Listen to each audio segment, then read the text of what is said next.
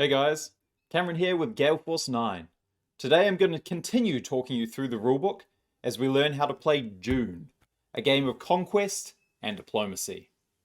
This is the second video in our How to Play series. If you want to start from the beginning, click the link to the first video in the description below.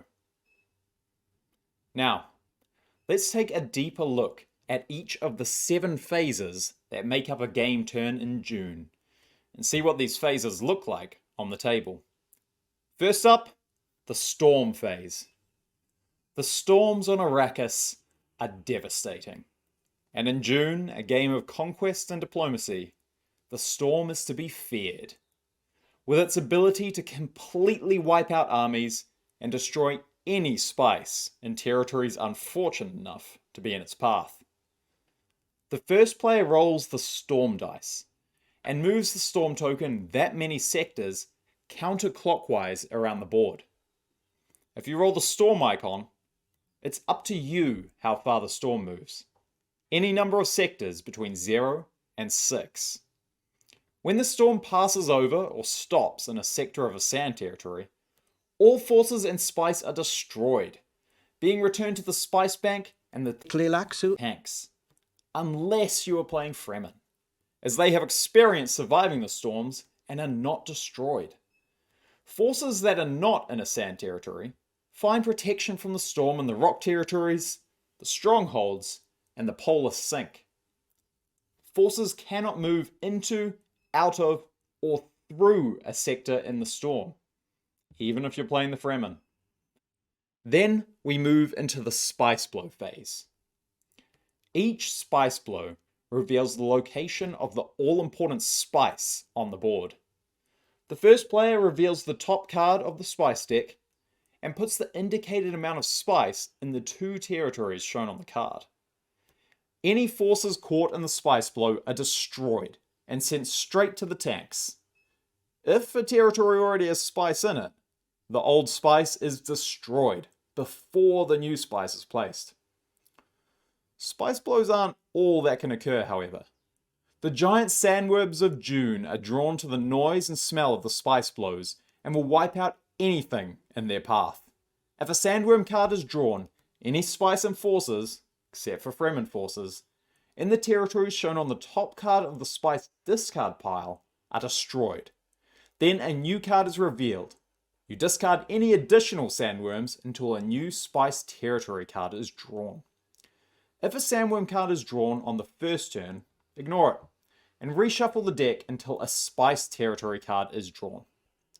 If Fremen forces are in a territory that the sandworm card comes up in, they must ride the worm before a new spice card is drawn. This means that the Fremen player can move any or all of their forces from that territory to another sand territory, no more than 3 territories away. There are still limitations, however.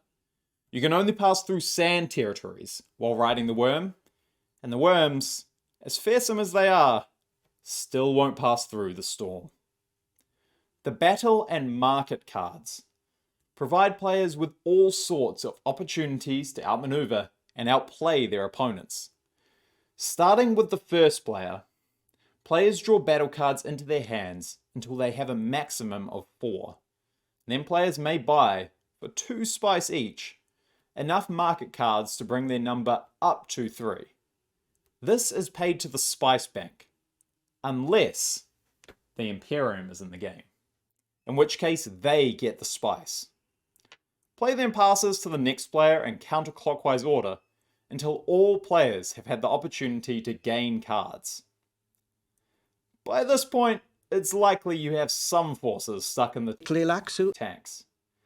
During the revival phase, starting with the first player, each player may revive 2 forces for free. Any more forces revived after this cost 2 spice per force. Leaders may be revived as well for their value in spice. Spice is played to the spice bank, and revived leaders and forces are returned to your reserves. With the location of the spice revealed and your forces revived, it's time to send forces down to Dune and move them around to contest territories.